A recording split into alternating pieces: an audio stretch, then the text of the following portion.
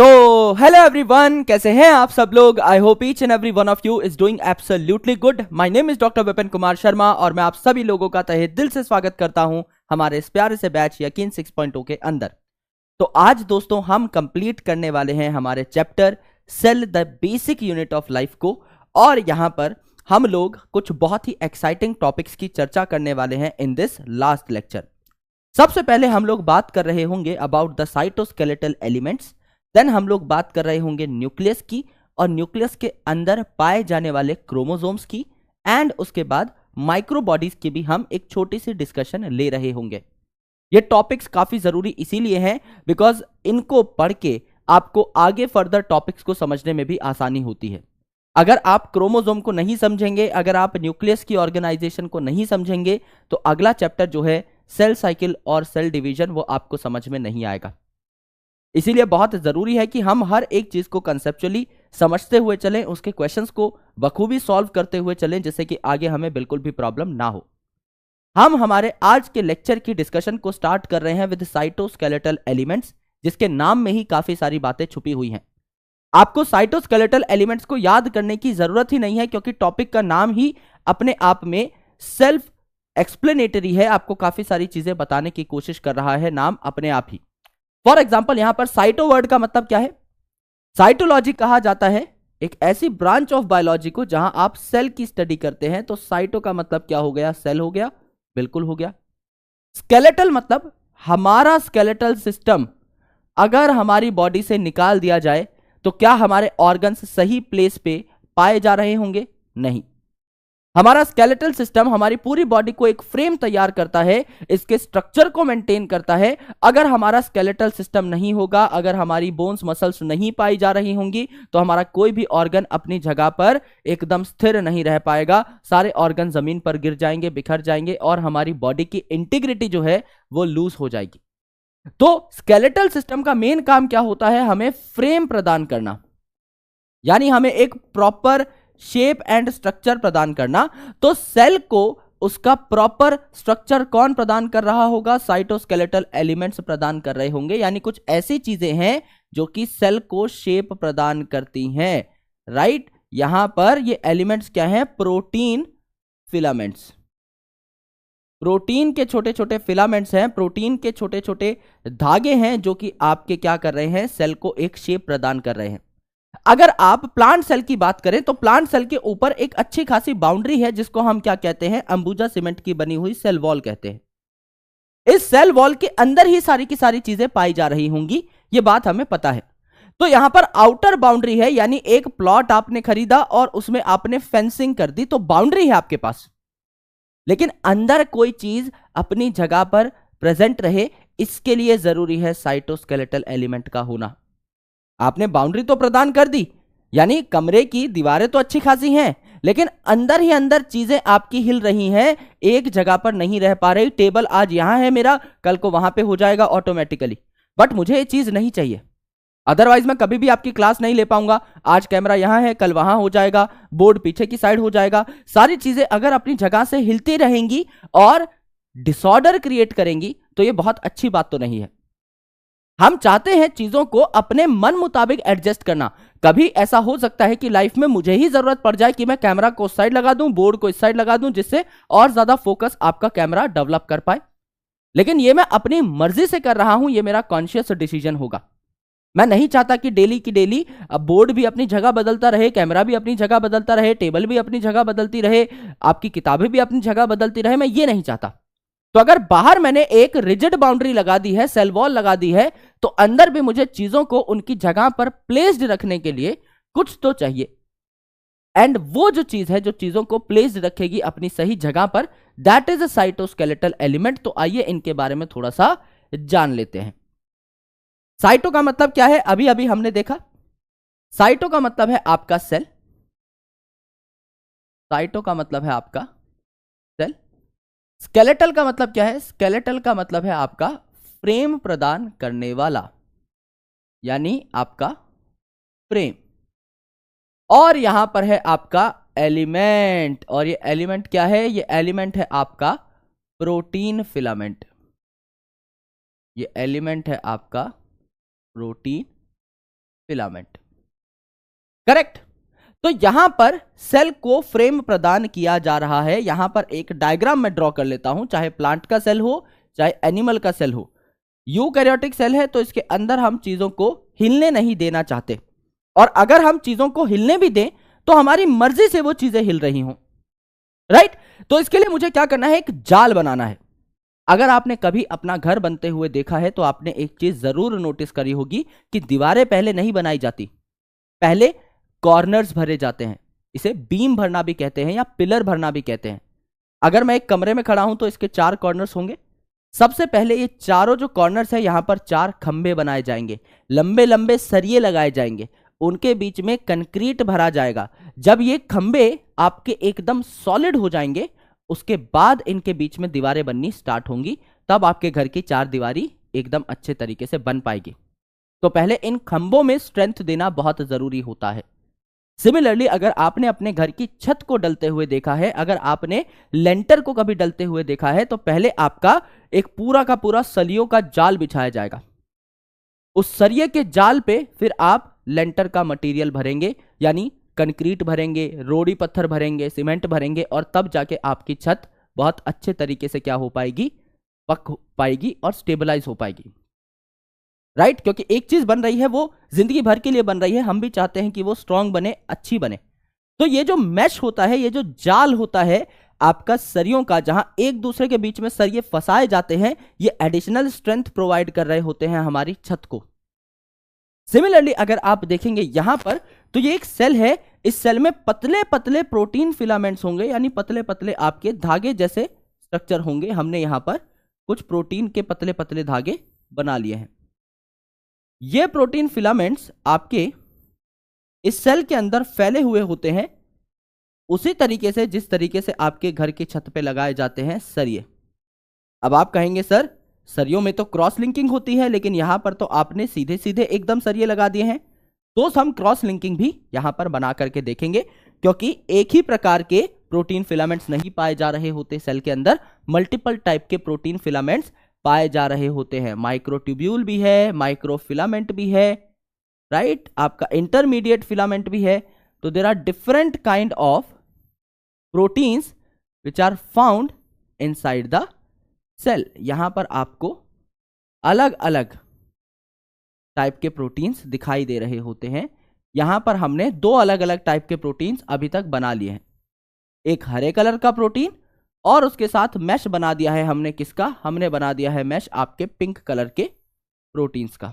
हमने बना दिया है मैश आपके पिंक कलर के प्रोटीन्स का, है ना, हरे कलर के प्रोटीन फाइब्रिल्स और पिंक कलर के प्रोटीन फाइब्रिल्स। इसके बीच में अगर आप लगाना चाहो तो एक कलर और ले लो अपने पसंद का, कोई भी आप बना सकते हो स्काई ब्लू कलर के यहां पर protein fibrils, sky blue colour के प्रोटीन फाइब्रिल्स, ये आपको यहां पर अच्छे तरीके से देखने को मिल रहे हैं, करेक्ट। यानी एक पूरा का पूरा नेटवर्क बन गया। अब मैं किसी ऑर्गेनेल को अगर उसकी प्लेस पे रखना चाहूं तो उसकी प्लेस पे रख सकता हूं, क्योंकि उसको ग्रिप बनाने के लिए नीचे क्या मिल रहे हैं, कुछ प्रोटीन्स मिल रहे हैं। और ऐसा नहीं है कि ग्रिप अगर बन रही है तो कोई चीज अपनी जगह से हिल नहीं पाएगी। भाई आपके पैर भी तो जमीन के साथ ग्रिप बनाते हैं, आपकी गाड़ी का टायर भी तो सड़क के साथ ग्रिप बनाता है। क्या इसका यह मतलब है कि आपका टायर मूव नहीं करता? क्या इसका यह मतलब है कि आप मूव नहीं करते? मूव करते हो, कॉन्शियसली एक पर्टिकुलर डायरेक्शन में मूव करते हो, अंधाधुंध ऐसे ही कहीं पर भी नहीं भाग जाते, राइट। तो आपको एक डिसीजन बनाना होता है। यहां पर अगर आप देखें तो यहां पर लेट्स से एक ऑर्गेनेल है, ऑर्गेनेल ए, कुछ भी हो सकती है, क्लोरोप्लास्ट, माइटोकॉन्ड्रिया, कुछ भी हो सकती है। यह आपकी ऑर्गेनेल है, ऑर्गेनेल ए। इस ऑर्गेनेल को मैं यहां पर फिक्स्ड रख सकता हूं, अब रख सकता हूं, बिल्कुल रख सकता हूं, क्योंकि ये एक जंजाल मैंने बना दिया है प्रोटीन का, जिसकी वजह से ये जो आपका अब ऑर्गेनेल ए है ये क्या रह सकता है, फिट रह सकता है। यहां पे ऑर्गेनेल बी है, क्या ये अब फिट रह सकती है अपनी जगह पर? बिल्कुल फिट रह सकती है। यहां पर ये भी अपनी जगह पर एकदम फिट रह सकती है। तो ये ऑर्गेनेल्स अपनी जगह को नहीं छोड़ेंगी, क्यों? क्योंकि इनको नीचे टिकने के लिए कुछ अच्छा मिल चुका है, और इन्हें टिकने के लिए ये जो चीज मिली है इसको हम क्या कहते हैं, इसको हम क्या कहते हैं, साइटोस्केलेटल एलिमेंट्स। साइटोस्केलेटल एलिमेंट्स क्या है मेरे भाई, यहां पर आपको कैसे दिखाई दे रहे हैं cytoskeletal elements? They are filamentous proteinaceous structures. Protein के छोटे छोटे से धागे हैं ये, तो दे आर फिलामेंटस, धागे जैसे प्रोटीनेशियस स्ट्रक्चर्स हैं। They are filamentous proteinaceous structures making a network in cell, making a network in cell. ये सेल में क्या कर रहे हैं, एक नेटवर्क तैयार कर रहे हैं, एक आपका फाइबर्स का जाल तैयार कर रहे हैं। और ये जाल जो है ये क्या करता है, ये आपका ऑर्गेनेल्स को उनकी जगह पर स्थिर रखता है, right. This proteinaceous mesh, this proteinaceous mesh यानी जाल कीप्स organelles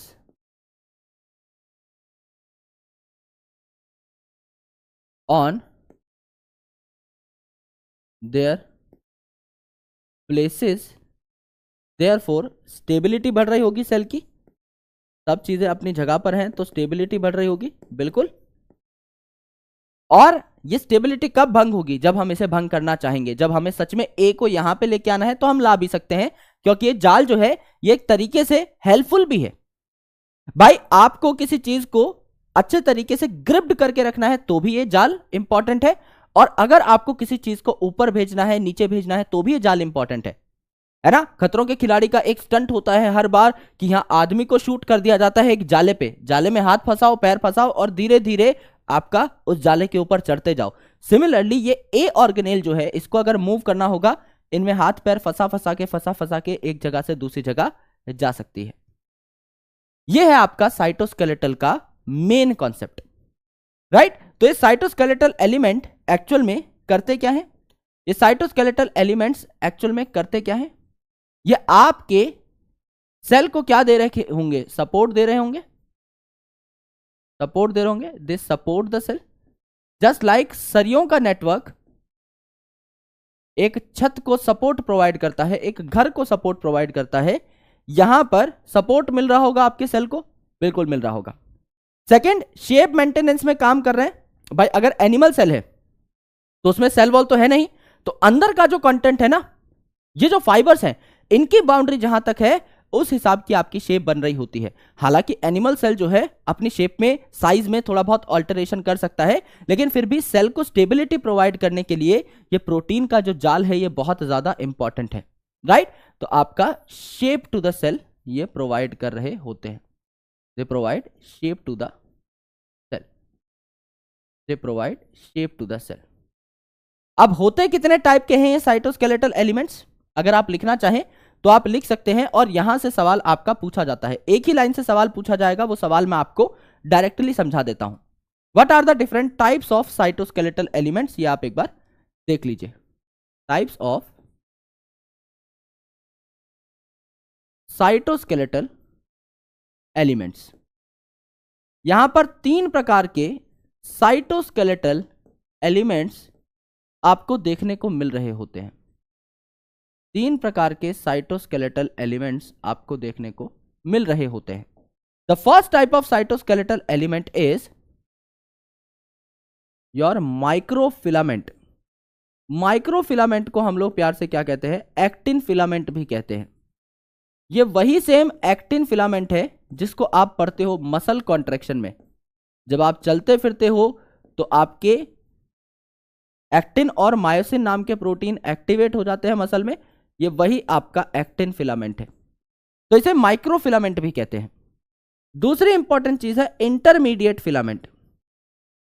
दूसरा है आपका इंटरमीडिएट फिलामेंट। दूसरा है इंटरमीडिएट फिलामेंट, नाम से ही पता लग रहा है इंटरमीडिएट यानी इसका साइज इंटरमीडिएट होगा, यानी बीच में कहीं लाए करेगा इसका साइज। और तीसरा है आपका माइक्रोट्यूब्यूल। ये शब्द कहीं सुना हुआ है दोस्त, बिल्कुल सुना होगा। माइक्रोट्यूब्यूल आपका क्या बना रहा था, ट्यूबुलिन प्रोटीन बना रहा था, जिससे आपके सिलिया और फ्लैजेला बने हुए थे, जिससे आपका सेंट्रियोल बना हुआ था। तो ये जो माइक्रोट्यूब्यूल है ये आपका क्या होता है दोस्त, ये जो आपका माइक्रोट्यूब्यूल होता है ये आपका लार्जेस्ट होता है, इसका डायमीटर आपका क्या है, लार्जेस्ट है, यानी ये आपका सबसे मोटा होगा। कौन, माइक्रोट्यूब्यूल। इंटरमीडिएट फिलामेंट नाम ही है इंटरमीडिएट, यानी बीच में लाया करेगा, बिल्कुल बीच में लाया करेगा। इंटरमीडिएट का मतलब ही होता है मीडियम, तो इसका मीडियम डायमीटर होगा। और यहां पर अगर आप देखेंगे ऊपर एक्टिन फिलामेंट को या फिर माइक्रो फिलामेंट को, तो इसका क्या होगा, आपका स्मॉलेस्ट डायमीटर होगा।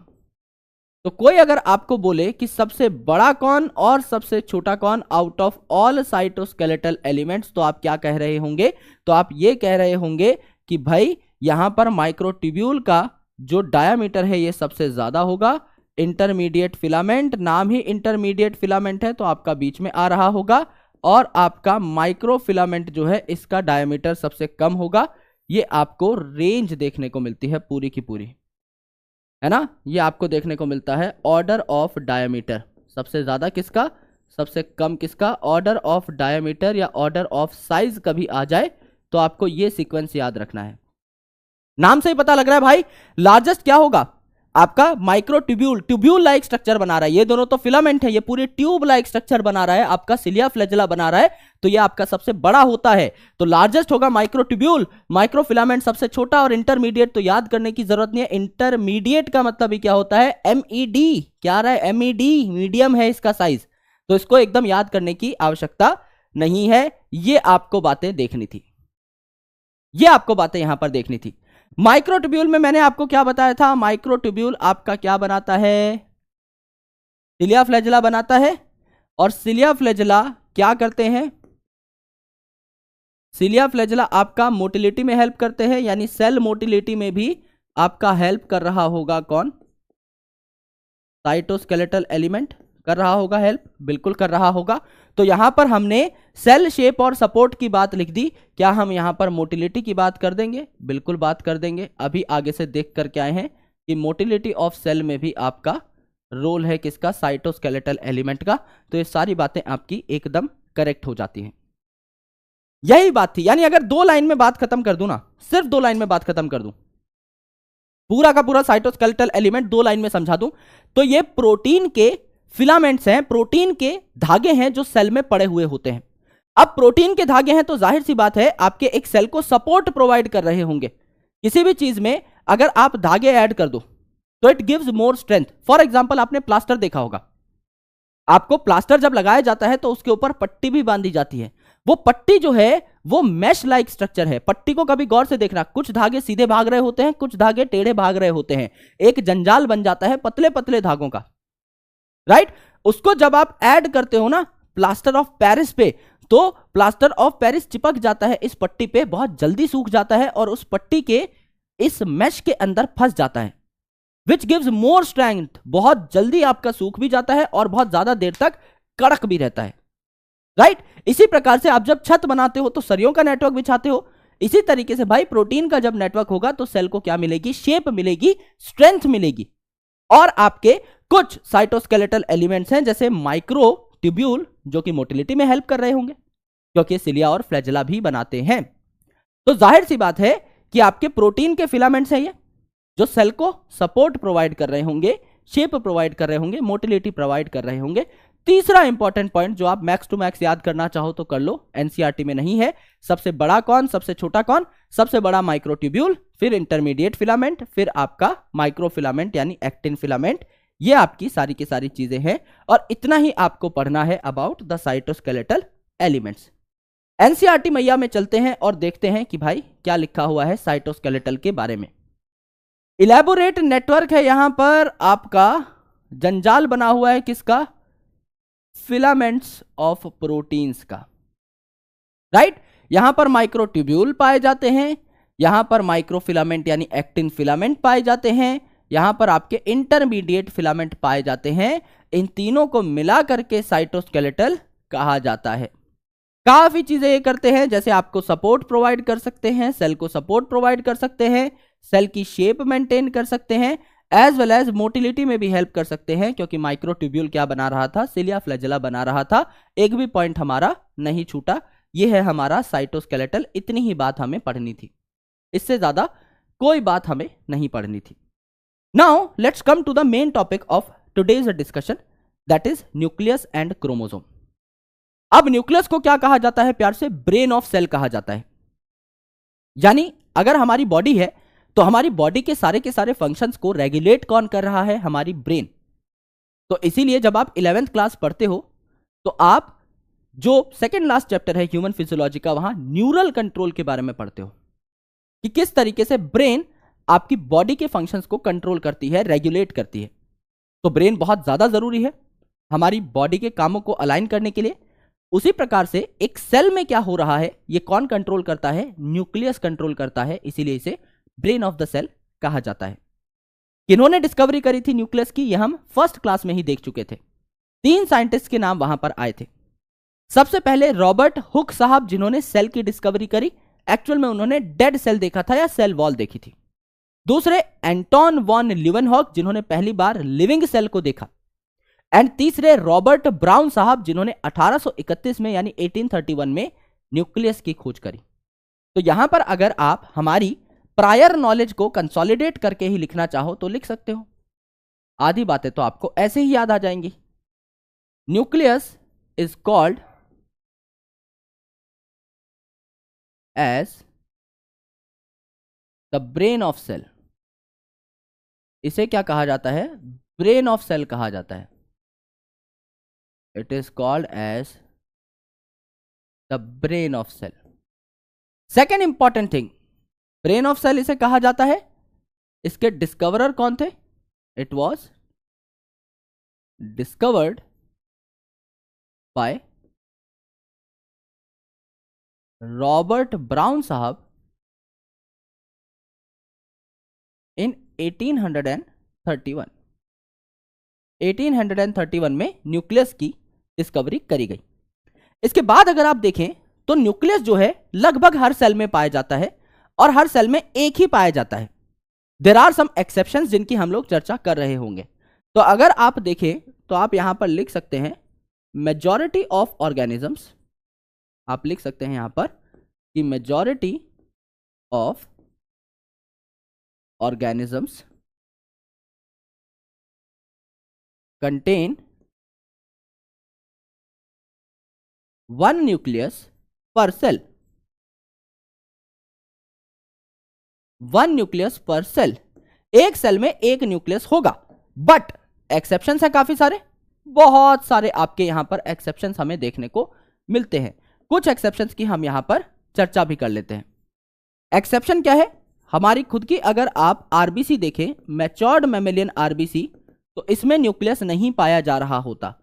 अगर आप बात करें मैच्योर्ड मैमेलियन आरबीसी की, अगर आप बात करें मैच्योर्ड मैमेलियन आरबीसी की, तो इट कंटेन्स नो न्यूक्लियस। इसमें कोई न्यूक्लियस आपको नहीं मिल रहा होता। अगर आप बात करें यहां पर सीव ट्यूब सेल की, अगर आप यहां पर बात करें सीव ट्यूब सेल की, है ना, सीव ट्यूब सेल किसमें पाया जाता है? फ्लोएम जो है प्लांट में, जो खाना ट्रांसपोर्ट करने का काम करता है, इट्स अ ट्रांसपोर्ट टिश्यू। ये जो आपका फ्लोएम है मेरे दोस्त, इसमें 4 चीजें पाई जा रही होती हैं। आपका फ्लोएम पैरेन्काइमा, आपका फ्लोएम फाइबर, आपका sieve tube and your companion cell. तो यहां पर भी जो आपकी सीव ट्यूब है इसमें खुद का न्यूक्लियस नहीं होता, इट कंटेन्स नो न्यूक्लियस। अगर आप जाइलम की बात करें तो जाइलम ऐसा टिश्यू है जो कि ऑब्वियसली एक ट्रांसपोर्ट टिश्यू है प्लांट का ही, एक ऐसा टिश्यू है जो पानी को ट्रांसपोर्ट करता है, जड़ों से पानी खींच करके ऊपर आपका स्टेम और लीव्स तक पहुंचा रहा होता है। तो ये जो पाइप लाइक टिश्यू है, इसमें जो ट्रैकिड और वेसल हैं, इनमें भी कोई न्यूक्लियस नहीं देखने को मिल रहा होता। यहां पर अगर आप देखेंगे तो ट्रैकिड एंड वेसल्स में आपका कोई न्यूक्लियस देखने को नहीं मिलता। क्या कुछ ऐसे ऑर्गेनिजम्स हैं सर जिनमें एक से ज्यादा न्यूक्लियस पाया जा रहा हो? बिल्कुल है दोस्त। यहां पर अगर आप बात करेंगे पैरामीशियम की, जो कि एक यूनिसेलुलर ऑर्गेनिज्म है, प्रोटिस्टा में आपका पाया जाता है, तो पैरामीशियम में आपके 2 न्यूक्लियस पाए जाते हैं इन अ सेल। एक को कहा जाता है मेगा न्यूक्लियस, एक को कहा जाता है माइक्रो न्यूक्लियस। तो पैरामीशियम में 2 न्यूक्लियस पाए जा रहे होते हैं। अगर आप काफी सारे फंगसेस की बात करें जो कि आप चैप्टर बायोलॉजिकल क्लासिफिकेशन में पढ़ेंगे, तो फंगस जो है वो भी आपके सिनोसिटिक हो सकते हैं, यानी उनमें भी आपके मोर देन 1 न्यूक्लियस पर सेल देखने को मिल सकते हैं। यानी हमने अच्छे खासे यहां पर एक्सेप्शंस को भी पढ़ लिया है। तो हमें बताया जाता है कि हर सेल में एक न्यूक्लियस होगा, पर जरूरी नहीं है। कुछ सेल्स हो सकते हैं न्यूक्लियस कंटेन ना कर रहे हो, कुछ सेल्स में हो सकता है एक से ज्यादा न्यूक्लियस हो, पर जनरल केस ये है कि मेजॉरिटी ऑफ ऑर्गेनिजम्स में, मेजॉरिटी ऑफ सेल्स में एक न्यूक्लियस पाया जा रहा होता है। करेक्ट है? ये आपको यहां पर देखना है। अगर आप डायग्राम बनाना चाहें हमारे न्यूक्लियस का, तो न्यूक्लियस कैसी ऑर्गेनेल है भाई? डबल मेम्ब्रेन बाउंड ऑर्गेनेल है।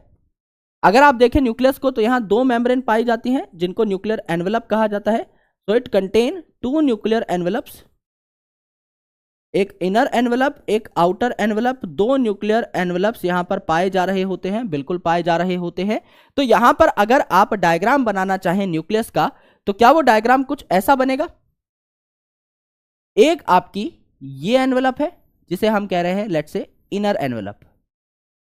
एक आपकी ये एनवेलप है जिसको हम कह रहे हैं इनर एनवेलप, और एक एनवेलप आपकी ये है जिसको हम कह रहे हैं क्या? Outer envelope. इसको हम लोग कह दे रहे हैं क्या? आपकी आउटर एनवेलप। करेक्ट है? एकदम करेक्ट है। ये आपका क्या है? न्यूक्लियस है। इसमें 2 एनवेलप हम लोगों ने बना दिए। अब क्या होता है मेरे दोस्त, यहां पर ये जो 2 एनवेलप्स हैं, है ना, अभी I am making a rough diagram, मैं आपको कुछ समझाना चाह रहा हूं। ये जो आपके 2 एनवेलप्स हैं यहां पर, इनमें बीच बीच में क्या है? थोड़ा सा गैप मिलेगा आपको, है ना, जहां पर ये दोनों एनवेलप्स एक दूसरे से फ्यूज कर रहे होंगे, है ना। ये दोनों एनवेलप्स एक दूसरे से क्या कर रहे होंगे? फ्यूज कर रहे होंगे। आउटर एनवेलप इनर मेम्ब्रेन से या इनर एनवेलप से फ्यूज हो रही होगी। आउटर इनर एनवेलप फ्यूज हो गए, आउटर इनर एनवेलप फ्यूज हो गए, आउटर इनर एनवेलप फ्यूज हो गए, आउटर इनर एनवेलप फ्यूज हो गए, आउटर इनर एनवेलप फ्यूज हो गए, एंड सो ऑन। तो जब ये आउटर इनर एनवेलप फ्यूज हो जाते हैं, तो क्या इस एनवेलप में आने जाने की जगह बन जाती है? किसी चीज को अगर अंदर से बाहर जाना है तो क्या जगह बन जाएगी? यस। किसी चीज को बाहर से अंदर आना है तो क्या जगह बन जाएगी? यस, एकदम बन जाएगी। तो ये जो छेद बना मेरे भाई, ये जो छेद बना, इस छेद को हम लोग क्या कहते हैं? न्यूक्लियर पोर कहते हैं। इस छेद को हम न्यूक्लियर पोर कह रहे होते हैं। ऑलराइट, तो इसको एक बार अच्छे से बना लेते हैं। ढंग का डायग्राम बनाएंगे, प्यारा डायग्राम बनाएंगे, जिससे डायग्राम आपके साथ बहुत लंबे टाइम रहे और आपको बहुत मजेदार तरीके से चीजें भी समझ में आती रहे। यहां पर हम लोग बना लेते हैं क्या? यहां पर हम लोग बना लेते हैं आउटर न्यूक्लियर एनवेलप, और यहां पर हम लोग बना लेते हैं क्या? हम लोग बना लेते हैं इनर न्यूक्लियर एनवेलप। हम लोग बना लेते हैं क्या? Inner nuclear envelope. करेक्ट है जी? बिल्कुल करेक्ट है। मैंने आपको क्या बताया? मैंने आपको बताया बीच बीच में आपके आउटर और इनर एनवेलप्स फ्यूज हो रहे होंगे। बीच बीच में आपके आउटर और इनर एनवेलप फ्यूज हो रहे होंगे, तो हम बीच बीच में आपकी ऐसी जगह बना लेते हैं। राइट, बीच बीच में ऐसी जगह थोड़ी थोड़ी हम लोग बना लेते हैं, जिससे कि बहुत ज़्यादा पंगा ना हो, आसानी से हम लोग चीज़ों को समझ पाए। ऑलराइट, यहाँ पर देखिए, यहाँ पर आपको क्या देखने को मिल रहा है? यहाँ पर आपको काफ़ी सारे गैप्स देखने को मिल रहे हैं। राइट, यहाँ पर हम और गैप्स बना लेते हैं। जितना अच्छा डायग्राम बने उतना बेहतर है दोस्त। ये चीज़ आपको समझ में आएगी बाद में, जब आप अपने नोट्स को रिवाइज कर रहे होंगे। It is very important to make clear cut diagrams, है ना। आपकी राइटिंग कैसी है उससे फर्क नहीं पड़ता, लेकिन जब आप बहुत अच्छे डायग्राम्स बनाते हो तो उसका इम्पैक्ट पड़ता है। आप एग्जामिनेशन में भी बहुत अच्छा स्कोर कर रहे होते हो। एग्जामिनर देखिए आपकी कला से प्रभावित तो होता ही है, इसमें कोई दो राय है नहीं, है ना। और आपको भी चीज़ें लंबे टाइम तक याद रहती हैं, तो हम थोड़ा सा विजुअल मेमोरी पर भी फोकस करते हैं।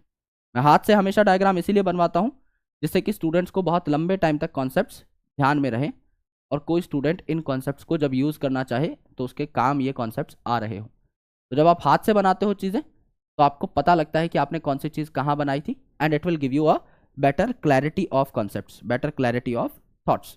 यहाँ पर देखिए, यहाँ पर अब हम लोग क्या कर देंगे? इन मेम्ब्रेन्स को साथ में जोड़ देंगे, बिल्कुल जोड़ देंगे। Inner envelope and outer envelope, या आप कह सकते हो इनर न्यूक्लियर मेम्ब्रेन और आउटर न्यूक्लियर मेम्ब्रेन साथ में फ्यूज हो रही हैं इन जगहों पर, इन जगहों पर। तो ये बीच में क्या बना, आपका छेद बना, जहां पर आपकी न्यूक्लियस से साइटोप्लाज्म में चीजें जा सकती हैं और साइटोप्लाज्म से न्यूक्लियस में भी चीजें जा सकती हैं।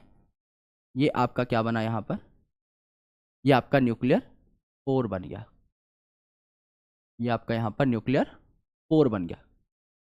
करेक्ट है दोस्त, एकदम करेक्ट है।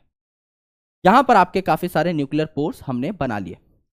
ये जो इलाका है न्यूक्लियस के अंदर, यहां पर क्या पाया जा रहा होगा, न्यूक्लियस के अंदर के इलाके को आप क्या बोलेंगे, ये आपका पूरा का पूरा सेल है। इस सेल के अंदर के इलाके को हम लोग प्यार से क्या कहते हैं, साइटोप्लाज्म कहते हैं। बिल्कुल कहते हैं, क्योंकि सेल के अंदर क्या भरा हुआ है, प्लाज्मा भरा हुआ है। तो सेल के अंदर के प्लाज्मा को आप लोग क्या कहेंगे, सेल के अंदर के प्लाज्मा को आप साइटोप्लाज्म कहेंगे। तो यहां पर आप क्या कह रहे होंगे, न्यूक्लियस के अंदर के प्लाज्मा को क्या आप न्यूक्लियोप्लाज्म कह रहे होंगे, बिल्कुल कह रहे होंगे। क्या आप इस न्यूक्लियस के अंदर जो भी सारी चीजें हैं सबको मिला जुलाकर न्यूक्लियोप्लाज्म कह रहे होंगे, बिल्कुल कह रहे होंगे। यहां पर अगर आप देखें तो this is the outer envelope और outer membrane of nucleus, this is the outer envelope और आउटर मेम्ब्रेन ऑफ न्यूक्लियस। ये आपकी आउटर एनवेलप है, ये आपकी अंदर वाली एनवेलप यानी इनर एनवेलप है, ये आपकी इनर एनवेलप है। और यहां पर अगर आप देखें तो इन दोनों के दोनों मेम्ब्रेन के बीच का स्पेस है, क्लोरोप्लास्ट और माइटोकॉन्ड्रिया में इसको क्या कह रहे थे, इंटर मेम्ब्रेनस स्पेस। यहां पर भी क्या आप इंटर मेम्ब्रेनस स्पेस कह सकते हो, बिल्कुल कह सकते हो, लेकिन इसका एक स्पेसिफिक नाम भी है। न्यूक्लियस के चारों ओर ये स्पेस है, तो इसको क्या कहा जाता है, इसको प्यार से कहा जाता है पेरी न्यूक्लियर स्पेस। पेरी मतलब पेरीफेरी यानी चारों ओर, किसके, न्यूक्लियस के, तो पेरी न्यूक्लियर स्पेस इसको कहा जाता है। किसके चारों ओर है, न्यूक्लियस के चारों ओर पेरीफेरी पे पाए जाने वाले स्पेस को पेरी न्यूक्लियर स्पेस कहा जाता है। 10 से 50 नैनोमीटर मोटा ये स्पेस होता है, 10 से 50 नैनोमीटर इसकी मोटाई हो सकती है। अंदर की साइड क्या है, आपका न्यूक्लियोप्लाज्म भरा हुआ है। आपके एक न्यूक्लियस में क्या पाया जाता है, हमारा जेनेटिक मटेरियल। हम कह रहे हैं कि न्यूक्लियस हर चीज को कंट्रोल करता है। क्यों कंट्रोल करता है, क्योंकि इसके पास हमारा जेनेटिक मटेरियल है और जेनेटिक मटेरियल की बॉडी के ऊपर कमांड चलती है। जेनेटिक मटेरियल ही तो बताएगा, डीएनए ही तो बताएगा कि किस प्रकार के प्रोटीन्स बनेंगे, किस प्रकार का आरएनए बनेगा। सारी की सारी इंस्ट्रक्शंस कौन दे रहा है, कमांड कौन दे रहा है, हुक्म कौन दे रहा है, जेनेटिक मटेरियल यानी डीएनए। तो ये डीएनए इस न्यूक्लियस के अंदर कैसे पाया जाता है, खुला खुला पाया जाता है। अगर ये सेल डिवाइड नहीं कर रहा, अगर इस सेल को अभी काम नहीं करना है, डिवीजन नहीं करना है, तो आपकी तरह ही वो एकदम पड़ा रहेगा। जैसे आप घर पे मस्त पड़े रहते हो, जैसे कि शादी में अगर आपको जाना है तो आप बहुत तैयार होगे, किसी के बर्थडे पार्टी में जाना है तैयार होगे, कहीं से बुलावा आ गया है तो आप तैयार हो जाओगे। लेकिन घर पे तो नॉर्मली जो कपड़े होते हैं वही पहन के हम लोग पड़े रहते हैं, घर के जो आराम के कपड़े हैं वही पहन के हम लोग पड़े रहते हैं, एकदम ढीले ढाले से। सेम यहां पर आपका क्या होगा, डीएनए जिस टाइम पर डिवाइड ही नहीं कर रहा उस टाइम पर क्या यहां पर बना रहा होगा, एकदम लूज, आपका इस तरीके से पड़ा हुआ होगा। यह है आपका डीएनए। डीएनए के साथ साथ यहां पर क्या पाया जाता है, डीएनए के साथ साथ यहां पर क्या पाया जाता है, आरएनए पाया जाता है, आरएनए पाया जाता है। आरएनए के साथ क्या पाए जाते हैं, यहां पर प्रोटीन्स पाए जाते हैं। इस डीएनए को पैक करने के लिए कुछ प्रोटीन्स आते हैं, इन्हें हिस्टोन प्रोटीन्स कहते हैं। तो यहां पर हिस्टोन प्रोटीन्स पाए जाते हैं। और हिस्टोन प्रोटीन्स के अलावा यहां पर कुछ कॉम्प्लेक्स नॉन हिस्टोन प्रोटीन्स भी पाए जा रहे होते हैं। इस पूरे स्ट्रक्चर को हम लोग क्या कहते हैं, क्रोमेटिन। ये जो न्यूक्लियस के अंदर डीएनए है, आरएनए है, हिस्टोन प्रोटीन है, नॉन हिस्टोन प्रोटीन है, इन सबको मिलाकर हम क्या कह रहे हैं, क्रोमेटिन। जब सेल के डिवीजन का वक्त आएगा उस टाइम पर ये जो क्रोमेटिन है ये पैक होकर के क्रोमोसोम बना लेगी। नॉर्मली आपका डीएनए ढीला ढीला लूज लूज ही प्रेजेंट होता है मेरे दोस्त। जब तक सेल बहुत ज्यादा एक्टिव नहीं है, बहुत ज्यादा काम नहीं कर रहा, उसको एकदम कोट पेंट में खड़े होने की कोई जरूरत नहीं है, उसको एकदम अच्छे तरीके से बढ़िया दिखने की जरूरत नहीं है, राइट। जब इसको डिवीजन करना होगा, इसको अच्छे तरीके से पता है कोट पैंट कहां रखे हैं, फटाफट पहनेगा, तैयार हो जाएगा, दूल्हे से भी बढ़िया लगेगा हमारा क्रोमेटिन। यहां पर देखो मेरे भाई, अब ये जो न्यूक्लियोप्लाज्म है इसमें पाई जाती हैं कुछ और बॉडीज, कुछ डेंस बॉडीज। न्यूक्लियस के अंदर आपका पाया जा रहा होता है क्या, न्यूक्लियोलस, है ना, न्यूक्लियोलस पाया जा रहा होता है। एक न्यूक्लियोलस भी हो सकता है, एक से ज्यादा न्यूक्लियोलस भी हो सकते हैं, depending upon the condition of cell, है ना। कई बार सेल को ज्यादा प्रोटीन बनाने की जरूरत होती है, कई बार सेल को कम प्रोटीन बनाने की जरूरत होती है, उसी हिसाब से आपके न्यूक्लियोलस पाए जा रहे होंगे। आराम से इस न्यूक्लियोलस को देखिए और झांकिए, क्या इसके ऊपर मैंने कोई मेम्ब्रेन बनाई है? नहीं। तो क्या यह मेम्ब्रेन बाउंड स्ट्रक्चर है? नहीं। अगर इसके पास कोई मेम्ब्रेन ही नहीं है, अगर इसके पास कोई बाउंड्री ही नहीं है, तो इस न्यूक्लियोलस का कंटेंट क्या न्यूक्लियोप्लाज्म के कंटेंट से आपका एकदम डायरेक्टली जुड़ा हुआ होगा? भाई ये पूरा का पूरा काला काला जो इलाका है इसको हम न्यूक्लियोप्लाज्म कह रहे हैं, और ये जो छोटा सा धब्बा है यहां पर इसको हम न्यूक्लियोलस कह रहे हैं। इस न्यूक्लियोलस के पास कोई बाउंड्री नहीं है। अगर बाउंड्री नहीं है तो क्या इसका कंटेंट एकदम डायरेक्टली अटैच्ड होगा न्यूक्लियोप्लाज्म से? बिल्कुल। तो यही बात आपको यहां पर लिखनी है मेरे दोस्त। यहां पर अगर आप देखेंगे तो ये जो स्ट्रक्चर है, ये जो प्यारा सा स्ट्रक्चर है, इसको हम लोग क्या कहते हैं? न्यूक्लियोलस। ये न्यूक्लियस नहीं है, इसको कह रहे हैं हम लोग nucleolus. And this nucleolus is also called as factory of rRNA. अब मुझे खुद ईमानदारी से बताइए कि आरआरएनए आपने कहां पे सुना था? मैंने जब कल आपको राइबोसोम पढ़ाया था उस टाइम पर मैंने आपको बताया था राइबोसोम दो चीजों का मिलकर बना होता है, आरआरएनए और प्रोटीन्स। आरआरएनए का मतलब ही है राइबोसोमल आरएनए, यानी ऐसा आरएनए जो राइबोसोम बनाने में हेल्प करता है। और राइबोसोम क्या है? प्रोटीन फैक्ट्री है। तो एक केस लेते हैं हम लोग यहां पर कि एक सेल है, लेट्स से एक सेल है, let's say a cell has larger, a cell has larger and more nucleolus, क्योंकि हमने कहा मोर देन वन न्यूक्लियोलस भी पाए जा सकते हैं। समझ लीजिए एक सेल है जिसमें बड़े न्यूक्लियोलस हैं और एक से ज्यादा न्यूक्लियोलस हैं, देन क्या हो जाएगा? न्यूक्लियोलस क्या बनाता है? न्यूक्लियोलस बनाता है आरआरएनए। अगर न्यूक्लियोलस बना रहा है आरआरएनए तो न्यूक्लियोलस ज्यादा तो आरआरएनए ज्यादा, एकदम ज्यादा। आरआरएनए ज्यादा तो ये आरआरएनए प्रोटीन के साथ मिलकर राइबोसोम बना लेगा, राइबोसोम ज्यादा, बिल्कुल ज्यादा। आरआरएनए बना है तो क्या काम करेगा? राइबोसोम बनाने का ही तो काम करेगा। एंड अगर आपका राइबोसोम ज्यादा तो ये राइबोसोम कहलाता है प्रोटीन फैक्ट्री। तो क्या आपका प्रोटीन ज्यादा? बिल्कुल ज्यादा। यानी क्या आप इस स्टेटमेंट से यह बता सकते हो कि जिन सेल्स में प्रोटीन की आवश्यकता ज्यादा होगी वहां पर ज्यादा बड़े और ज्यादा नंबर में न्यूक्लियोलस पाए जा रहे होंगे? एकदम डायरेक्ट रेलेवेंस है। अगर आपको ज्यादा प्रोटीन बनाने हैं तो आपको ज्यादा प्रोटीन की फैक्ट्री लगानी होगी। अगर आपको ज्यादा प्रोटीन की फैक्ट्री लगानी है तो आपको ज्यादा आरआरएनए चाहिए, इसी से तो राइबोसोम्स बनेंगे। और ज्यादा आरआरएनए चाहिए तो ज्यादा न्यूक्लियोलस भी चाहिए और बड़े न्यूक्लियोलस चाहिए, तब जाके आपका काम हो पाएगा। और अगर कोई सेल कम प्रोटीन बना रहा है तो एक न्यूक्लियोलस से भी काम चल जाएगा, छोटे न्यूक्लियोलस से भी काम चल जाएगा। सेकेंड इंपॉर्टेंट थिंग जो यहीं पर हमें देखने को मिलती है इसी पॉइंट से, ये जो न्यूक्लियोलस है इट इज मेम्ब्रेनलेस। ये जो न्यूक्लियोलस है ये क्या है? It is membraneless. It is membraneless, therefore its content is in direct connect, its content is in direct connect with nucleoplasm. Nucleoplasm से इसका कंटेंट छुपा नहीं रह सकता क्योंकि इसके पास कोई मेम्ब्रेन ही नहीं है, तो दोनों चीजें आपस में जुड़ी हुई होती हैं। इनका कंटेंट भी क्या हो सकता है? थोड़ा बहुत एक्सचेंज हो सकता है। ये बात हमने न्यूक्लियोलस के बारे में पढ़ी कि एक डेंस स्ट्रक्चर है ना। अगर आप न्यूक्लियस में भी देखें तो आपको अलग से गाढ़े स्ट्रक्चर दिखाई दे जाएंगे, डेंस स्ट्रक्चर दिखाई दे जाएंगे, जो आपके क्या कहलाते हैं? जो आपके न्यूक्लियोलस कहलाते हैं। और इन न्यूक्लियोलस का काम क्या है? आरआरएनए बनाना। तो जितने ज्यादा न्यूक्लियोलस उतना ज्यादा आरआरएनए, उतने ही ज्यादा आपके राइबोसोम, उतना ही ज्यादा आपका प्रोटीन बन रहा होगा। यहां पर अगर आप देखें तो ये जो आपका स्ट्रक्चर है, this particular structure is called as chromatin. This particular structure is called as chromatin, and this chromatin contains DNA which we have made over here with green color, RNA जो कि हम लोगों ने बनाया है पिंक कलर से, और histone proteins and non histone proteins जो कि आपके हमने डार्क ब्लू और स्काई ब्लू कलर से बनाए हैं, histones and non histone proteins,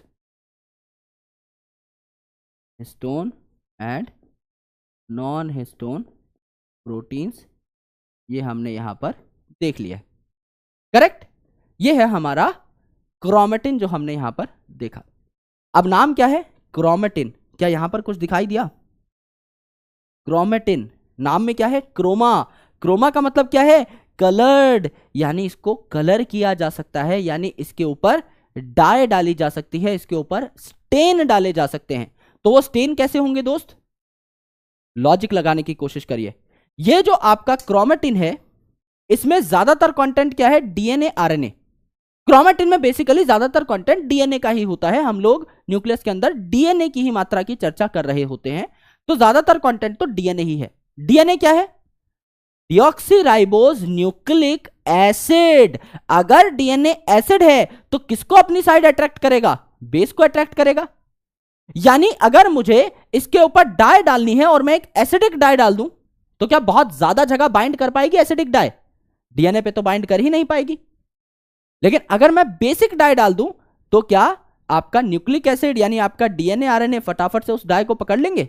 बिल्कुल पकड़ लेंगे।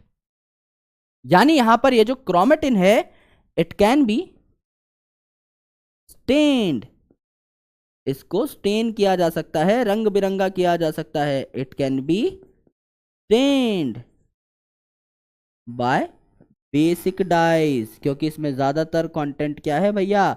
आपका एसिड है, इसीलिए इसे बेसिक डाई से क्या किया जा सकता है? स्टेन किया जा सकता है। यह बात भी हमें समझ में आई। यानी अगर हम देखें तो यहां पर हमने कोई रॉकेट साइंस नहीं पढ़ी है दोस्त। न्यूक्लियस नाम की एक ऑर्गेनेल है जिसे सेल का दिमाग कहा जाता है, क्योंकि ये हमारे सारे के सारे सेल्यूलर फंक्शंस को कंट्रोल या कोऑर्डिनेट कर रहा होता है। क्यों? क्योंकि इसके पास बैठा है हमारे सेल का राजा, जिसे हम डीएनए कहते हैं। भाई, हम सब का जीवन एक सिंगल सेल्ड जाइगोट से शुरू हुआ है। फादर साहब का स्पर्म, मदर का ओवम, ये जब मिले तो एक सेल बना जाइगोट। उस जाइगोट ने डिवाइड कर करके हमारी पूरी बॉडी तैयार करी है। ये जो पूरी बॉडी आप देख रहे हैं, खुद की, मेरी, हम सबकी शुरुआत कैसे हुई थी? सिंगल सेल्ड जाइगोट के तौर पे हुई थी। फिर भी उस सिंगल सेल के अंदर इतनी इंफॉर्मेशन थी कि उसे एग्जैक्टली ये पता था कि आपके हाथ कहां से निकलेंगे, आपकी आंखें कैसे बनेंगी, आपकी लीवर कैसे बनेगी, आपकी किडनी कैसे बनेगी, आपका स्टमक कैसे बनेगा, आपकी ब्रेन कैसे तैयार होगी, हार्ट कैसे तैयार होगा, कोऑर्डिनेशन कैसे होगी, कितने सेल्स बनेंगे, एक एक चीज उसको क्लैरिटी से पता थी। क्यों? क्योंकि उसके पास था एक मास्टरमाइंड मॉलिक्यूल का पीस, जिसे हम डीएनए कहते हैं। जब डीएनए है साथ, तो डरने की नहीं है कोई बात मेरे भाई, ये सब कुछ खुद ब खुद कर लेता है ना? तो ये आपका अच्छी अच्छी कमांड्स देता है। तो यहां पर हम लोग देख रहे हैं कि न्यूक्लियस जो है ये प्रोटेक्ट कर रहा है हमारे डीएनए को। तो जब इनिशियली सेल डिवाइड नहीं कर रहा, नॉर्मली पड़ा हुआ है, तो एकदम वैसा ही माहौल है जैसे आपके घर पे होता है। आपके घर पे कोई बर्थडे पार्टी नहीं है, एक नॉर्मल ऑर्डिनरी दिन निकल रहा है हमारे जीवन का। मैं सच बताऊं, मैं मां कसम खा के बोलता हूं कि टी शर्ट के नीचे भाई हमने बरमूडा कच्छा पहना हुआ है अभी। क्यों? क्योंकि क्लास है और मैं घर से क्लास ले रहा हूं। I am not in studio. तो जब मैं स्टूडियो जाता हूं तो मैं पैंट पहन के जाता हूं। अभी घर में तो आराम से नॉर्मल खड़े हुए हैं, चप्पल भी नहीं पहनी हुई भाई, मुझे पता नहीं मेरा पैर इतना उठेगा या नहीं तो नंगे पैर बढ़ा रहा हूं अभी, क्योंकि मौज है, घर पे हैं। तो कुछ यहां पर सजने धजने की आवश्यकता नहीं है भाई। लेकिन अगर यहां पर मैं पढ़ा रहा होता स्टूडियो में, तो पैंट भी होती, जूते भी होते, सारी चीजें होती। यहां पर मुझे सजने संवरने की आवश्यकता नहीं है, इसीलिए मैं खुला खुला पड़ा हूं, डीएनए खुला पड़ा हुआ है, एकदम नंगे पैर पढ़ाई चल रही है है ना? और अगर मेरे भाई यहां पर स्टूडियो में मैं गया होता तो एकदम टिप टॉप बन के जाना होता, है ना? मेकअप वेकअप नहीं करते, लेकिन हाँ टिप टॉप मतलब एटलीस्ट कपड़े तो पहनते, थोड़े तैयार होते, ऑर्गेनाइज लगते, यानी मैं क्रोमोसोम बनाता।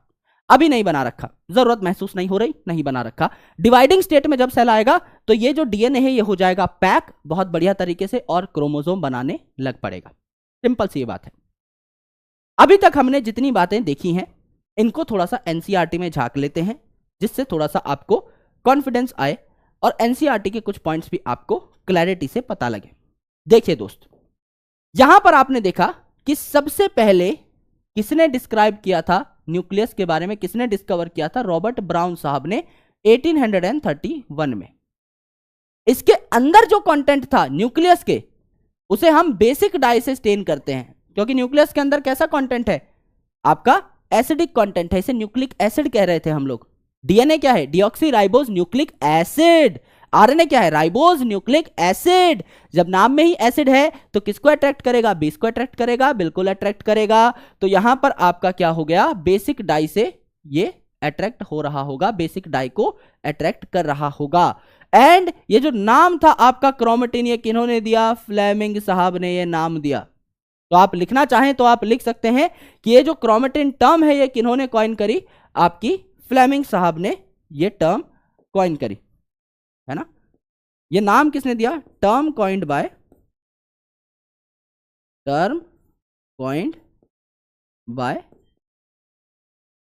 Fleming. Term coined by Fleming, ये आपको यहां पर देखने को मिला बढ़िया तरीके से। अब देखिए आगे क्या हुआ।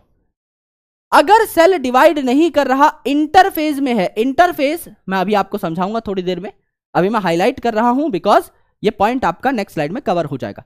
इंटरफेज न्यूक्लियस मतलब मैं आपको सरल भाषा में तो समझा चुका हूं, जब सेल डिवाइड नहीं कर रहा उस स्टेज को इंटरफेज कहा जाता है। तो जब सेल डिवाइड ही नहीं कर रहा तो न्यूक्लियस अपना मस्त बैठा हुआ है ना। तो एक्सटेंडेड फॉर्मेट में है, खुला खुला पड़ा हुआ है, न्यूक्लियो प्रोटीन फाइबर बना रखा है। न्यूक्लियो यानी न्यूक्लिक एसिड है इसके अंदर। कौन से? डीएनए और आरएनए न्यूक्लियो हो गए। प्रोटीन है इसके अंदर, क्या हो गए? हिस्टोन और नॉन हिस्टोन प्रोटीन। तो न्यूक्लियो प्रोटीन बोल सकते हैं, बिल्कुल बोल सकते हैं। न्यूक्लियो प्रोटीन फाइबर इसने बना रखे हैं जिन्हें ओवरऑल क्रोमेटिन बोला। तो क्रोमेटिन में मैंने आपको लिखवा दिया था, डीएनए भी है, आरएनए भी है, यानी न्यूक्लिक एसिड है। Deoxy ribose nucleic acid, nuclei word आया। Ribose nucleic acid, RNA ribose nucleic acid, nucleic word आया, बिल्कुल वहां से न्यूक्लियो शब्द लिया। Histone protein, non histone protein, protein शब्द आया, यस। न्यूक्लियो प्रोटीन मतलब DNA RNA, histone non histone मिलाकर के क्रोमेटिन बनाते हैं। हमारी बात प्रूफ हो गई, है ना। न्यूक्लियर मैट्रिक्स है यानी न्यूक्लियोप्लाज्म है न्यूक्लियस के अंदर। एंड एक या एक से ज्यादा गोल मटोल बॉडीज आपकी पाई जा सकती हैं, डेंस बॉडीज पाई जा सकती हैं जिन्हें न्यूक्लियोलस कहा जा सकता है। यह भी हम लोगों ने देख लिया, राइट। यहां पर आप देखेंगे तो दो न्यूक्लियर एनवेलप आपको देखने को मिलते हैं, आउटर एनवेलप, इनर एनवेलप, है ना। इनके बीच का जो स्पेस है 10 से 50 नैनोमीटर होता है, जिसको पेरीन्यूक्लियर स्पेस कहते हैं, ये भी हमने देखा। और कहीं कहीं पर ये जो आपकी दोनों मेम्ब्रेन्स हैं ये आपकी क्या हो जाती हैं? बाइंड हो जाती हैं, एक दूसरे के साथ फ्यूज हो जाती हैं, जिससे बनता है न्यूक्लियर पोर। इससे बनता है क्या? आपका न्यूक्लियर पोर, है ना। माइन्यूट माइन्यूट पोर बन जाते हैं, इन्हें न्यूक्लियर पोर कहा जाता है। यहां तक देखिए, ठीक है, सिर्फ यहां तक देखिए, फिर आगे आते हैं। यहां पर हमने देखा न्यूक्लियोलस जो है डेंस स्ट्रक्चर है, आपका गोल बनाया है हमने, तो डायग्राम से ही पता लग रहा है आपका स्फेरिकल स्ट्रक्चर है। ये यहां पर पाए जा रहे हैं न्यूक्लियस के अंदर। ये आपका आउटर एनवेलप, या आपका इनर एनवेलप, इनके फ्यूजन से क्या बन रहा है? आपका न्यूक्लियर पोर बन रहा है, न्यूक्लियस का छेद बन रहा है। यहां पर आपका न्यूक्लियर पोर बन रहा है, करेक्ट, न्यूक्लियर पोर बन रहा है। यहां पर देखिए मेरे भाई, अब क्या हुआ? न्यूक्लियस से कोई चीज अगर साइटोप्लाज्म में जाना चाहे तो क्या इस पोर के थ्रू जा सकती है? बिल्कुल जा सकती है। आपने बचपन में पढ़ा होगा, और नहीं भी पढ़ा है तो मैं आपको एक बार बता देता हूं। डीएनए अपनी कॉपी बनाता है कहां पर? न्यूक्लियस के अंदर ही।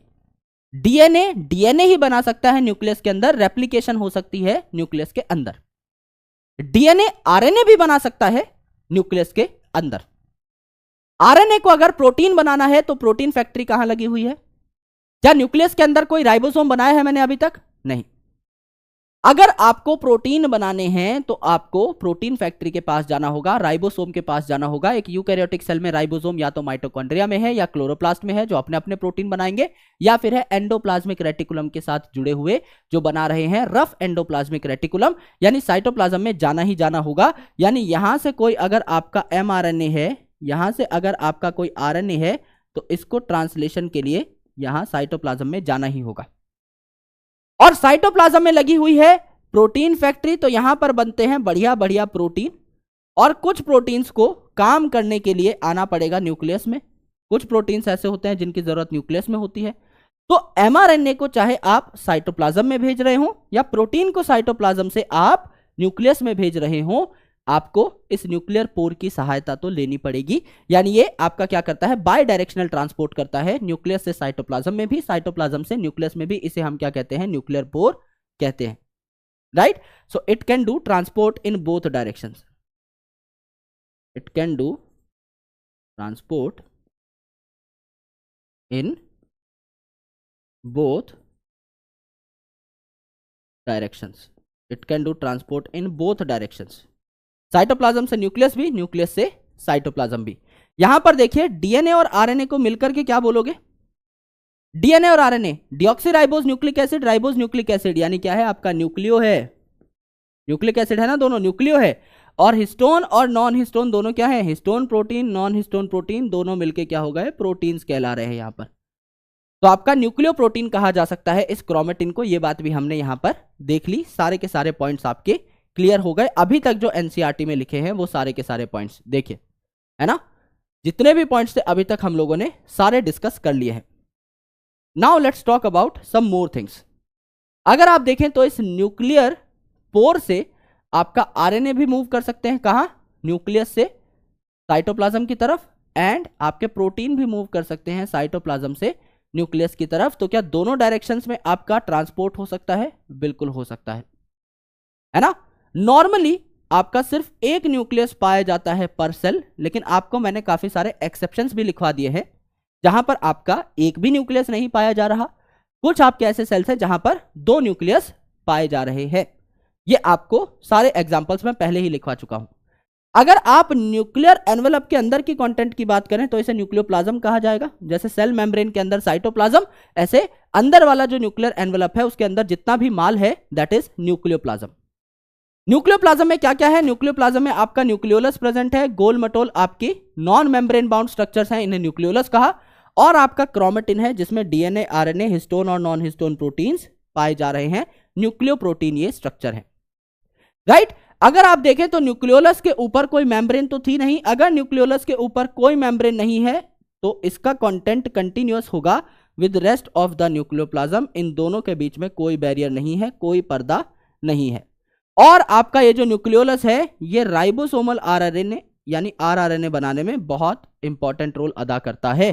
तो वो सेल्स जिनमें ज्यादा प्रोटीन चाहिए वहां पर ज्यादा न्यूक्लियोलस आपको देखने को मिल रहे होंगे। ये स्लाइड भी कंप्लीट है, यहां पर भी हमें किसी भी चीज पर बहुत ज्यादा गौर नहीं फरमाना है, because we have already understood all those things. कोई भी चीज हमें नई नहीं लिखनी पड़ी।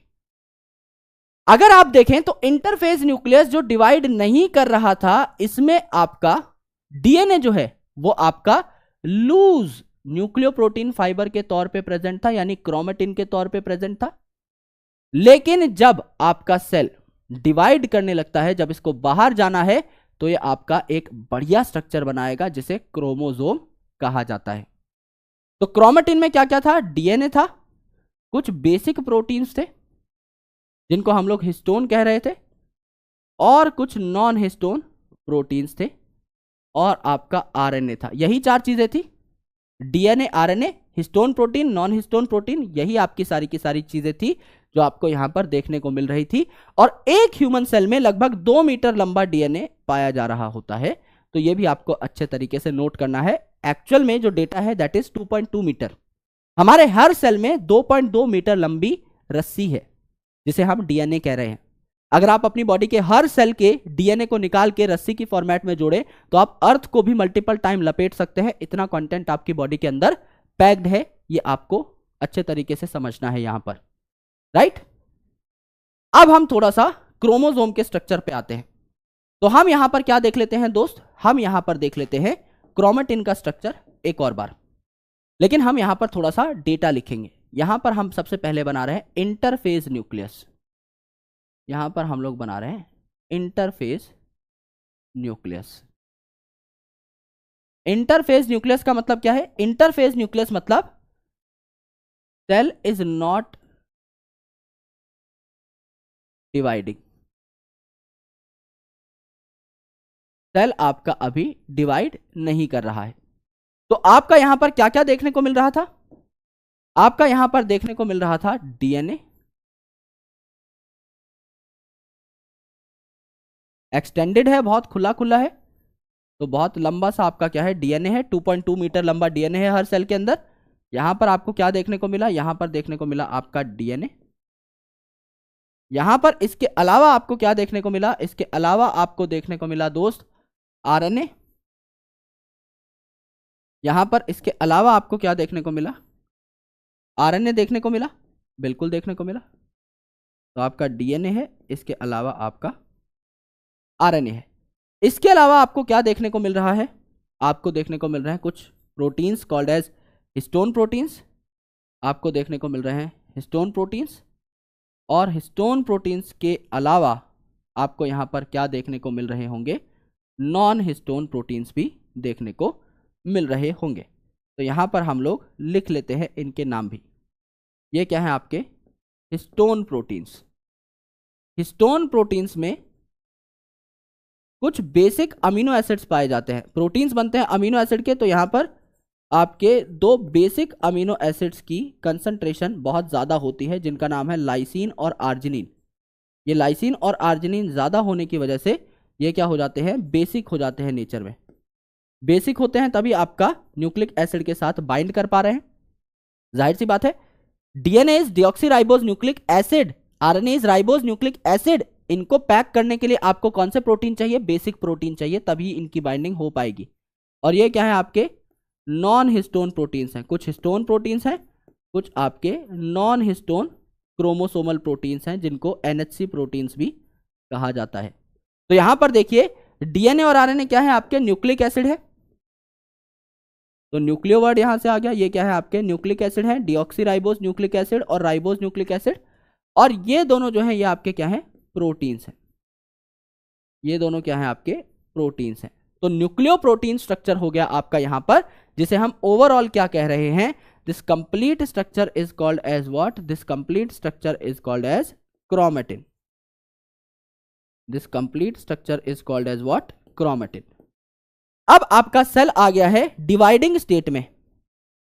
अब आपका सेल आ गया है डिवाइडिंग स्टेट में, तो जाहिर सी बात है अब आपको तैयार होना पड़ेगा। अब भाई शादी ब्याह बर्थडे पार्टी में जाना है, तो आपको तैयार होना पड़ेगा। अब आप नॉर्मली घर में कच्छा पहन के नहीं बैठ सकते, तो आपको अब पैक होना पड़ेगा, तैयार होना पड़ेगा। इतनी जगह आप नहीं घेर सकते, you need to get packed.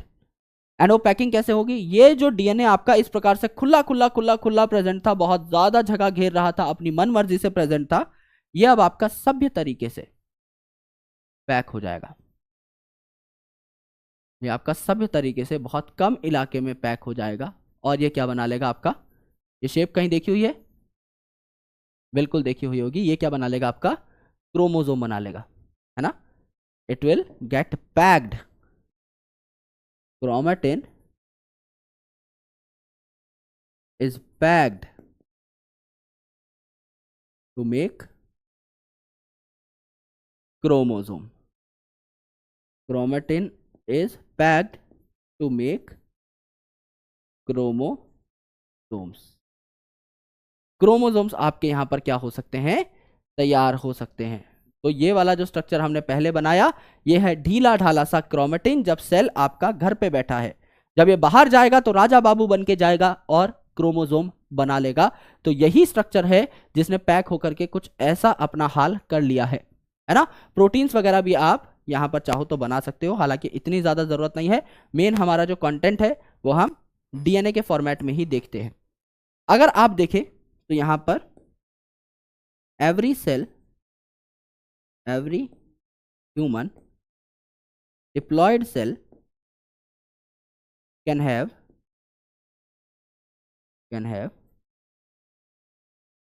DNA of length around 2.2 metres. 2.2 metre की लेंथ आपको यहां पर देखने को मिल रही होती है हर सेल के अंदर। बहुत लंबा आपका डीएनए यहां पर आपको मिल रहा होता है in every cell. Now let's make a chromosome. How does a chromosome look like, let's make its structure, जो हम बचपन से बनाते आ रहे हैं। यहां पर मैं क्रोमोसोम को थोड़ा सा टेढ़ा रखूंगा क्योंकि मुझे आपको कॉन्स्ट्रिक्शन समझानी है, और फिर मैं दोबारा एक डायग्राम बनाऊंगा जिसमें सारी की सारी चीजें आपको अच्छे से देखने को मिलेंगी। तो first diagram is for understanding purpose, तो please make sure to either draw it in that way, समझने के हिसाब से ही, या फिर आप अभी सिर्फ सुनिए। आप यहां से चले, ये है हमारा रिंकू राजा, है ना, मेरा घर का नाम रिंकू है, तो मैं रिंकू रिंकी का ही एग्जांपल लेता हूं जिससे कोई ऑफेंड ना हो, मैं खुद के ही ऊपर जोक मान लूं। ये रिंकू राजा चले रास्ते पे, टोइन टोइन टोइन टोइन टोइन टोइन टोइन टोइन टोइन टोइन, यहां गड्ढा आया, गिर गए, धड़ाम। फिर चले टोइन टोइन टोइन टोइन टोइन टोइन, फिर यहां छोटा गड्ढा आया, धड़ाम। ये क्या है सर? ये है एक्चुअल में आपका क्रोमोसोम का स्ट्रक्चर। सर ये कैसा स्ट्रक्चर है क्रोमोसोम का? आप सीधे सीधे सीधे सीधे चले, फिर आपका एक गड्ढा आ गया, गड्ढा मतलब आपका चीजें पतली हो रही हैं, यहां पर आपका गड्ढा आया, इसे कॉन्स्ट्रिक्शन कहते हैं। तो यह है आपकी फर्स्ट कॉन्स्ट्रिक्शन या आपका प्राइमरी कॉन्स्ट्रिक्शन, यह आपकी फर्स्ट कॉन्स्ट्रिक्शन या प्राइमरी कॉन्स्ट्रिक्शन। फिर आपका सीधा सीधा चला और यहां पर दूसरा गड्ढा आया, दूसरा गड्ढा आया, तो यह क्या है आपकी सेकेंडरी कॉन्स्ट्रिक्शन हो जाती है। और सेम स्ट्रक्चर आप बनाते हो क्रोमोसोम का। कैसे बनाते हो? अब आप चाहो तो ड्रॉ कर सकते हो। कैसे बनाते हो आप क्रोमोसोम का स्ट्रक्चर? क्योंकि हम सेंटर से स्टार्ट करते हैं तो आपको ये समझ में नहीं आता, इसीलिए मैंने आपको पहले ही गड्ढा बता दिया। आप क्रोमोसोम का स्ट्रक्चर कुछ ऐसे बनाते हो। ये आपका सेंट्रोमियर है यानी सेंट्रल पार्ट, नीचे आपकी क्या है, एक आर्म है, नीचे आपकी यहां पर क्या है, दूसरी आर्म है, ऊपर आपकी क्या है, एक आर्म है, ऊपर यहां पर क्या है आपकी दूसरी आर्म है। ऐसे ही बनाते हो? बिल्कुल ऐसे ही बनाते हैं सर। यहां पर देखिए, यहां पर रिंकू चला, सीधा सीधा सीधा सीधा सीधा सीधा सीधा सीधा गड्ढे में गिर गया, फिर चला सीधा सीधा सीधा सीधा सीधा, ये दूसरा गड्ढा हो सकता है इसके नसीब में हो सकता है ना हो, यानी सेकेंडरी कॉन्स्ट्रिक्शन का होना मैंडेटरी नहीं है, लेकिन एक गड्ढा तो ये आपका आएगा ही आएगा। तो प्राइमरी कंस्ट्रिक्शन क्या है आपकी, आती ही आती है। इसीलिए सेंट्रोमियर को प्राइमरी कंस्ट्रिक्शन कहा जाता है। तो जीवन में ये डाउट कभी भी आए तो राजू को या रिंकू को गड्ढे में गिरता हुआ देख लेना, ठीक है।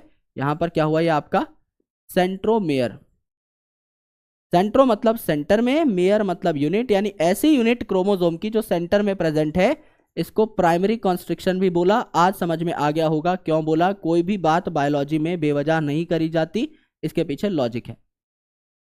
ये आपकी देखिए दो आर्म है नीचे की साइड, दो आर्म है ऊपर की साइड। अगर मैं आपको यहां पर क्लियरली बताऊं तो ये एक साइड की जो दोनों आर्म्स है, एक साइड की जो दोनों आर्म्स है, ये आपकी क्या बनाती हैं, एक क्रोमेटिड बनाती हैं।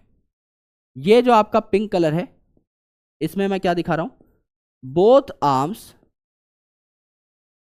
Of one side makes a chromatid,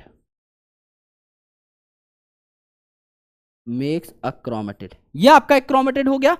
यहां पर सेम टू सेम मेरे भाई क्या हो जाएगा, यहां पर एक क्रोमेटिड हो जाएगा, यहां पर ये एक साइड की दोनों आर्म्स मिलकर के क्रोमेटिड कहलाएंगी। बिल्कुल, ये क्या हो गई, दूसरी क्रोमेटिड हो गई। इसे आप क्या कह देंगे, सेकंड क्रोमेटिड कह देंगे। बिल्कुल कह देंगे। इसको आप क्या कह देंगे, सेकंड क्रोमेटिड कह देंगे। बिल्कुल कह देंगे। ये आपकी फर्स्ट क्रोमेटिड, ये आपकी सेकंड क्रोमेटिड, दोनों के दोनों सेम बाप की ही बेटी हैं। दोनों के दोनों क्रोमेटिड्स इस सेम पिताजी की ही बेटी हैं।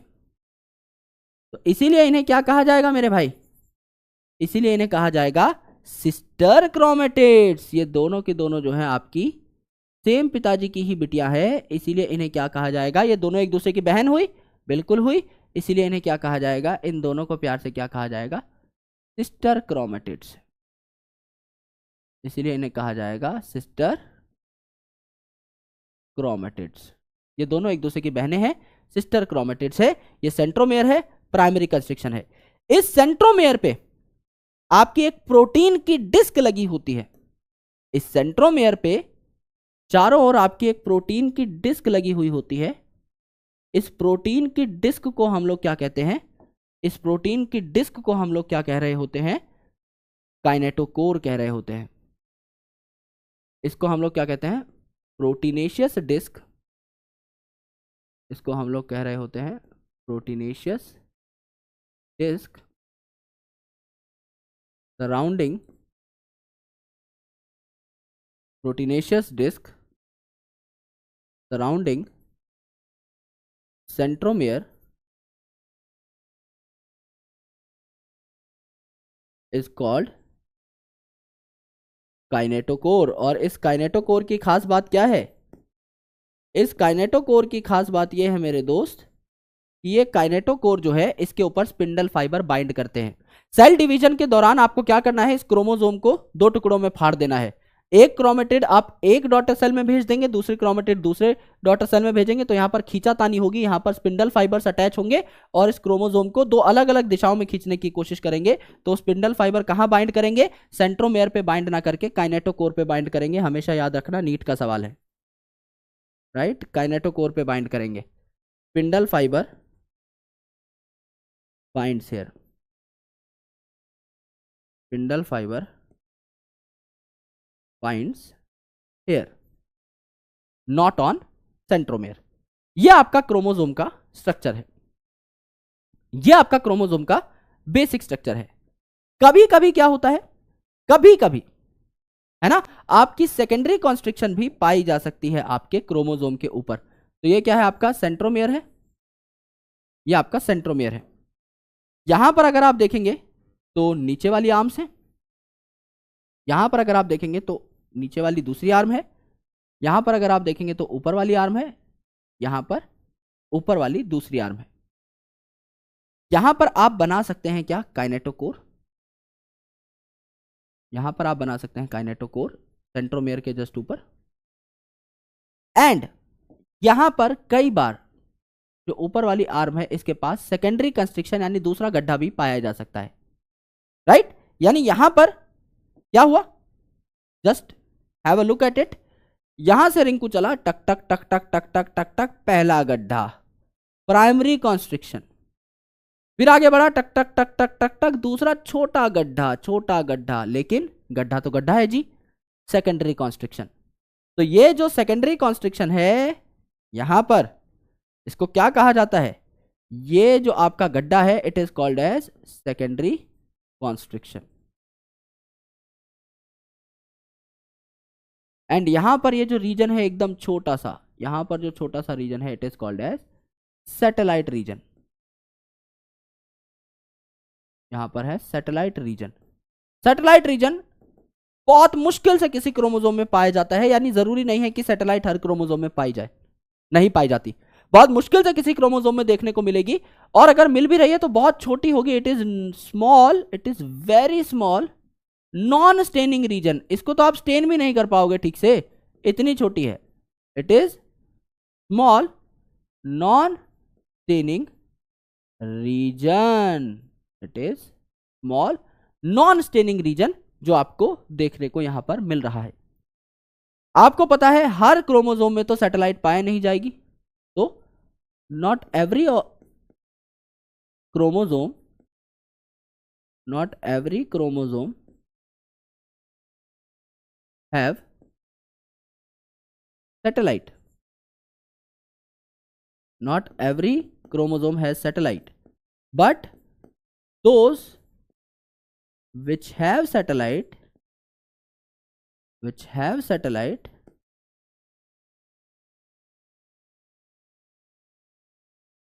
are called as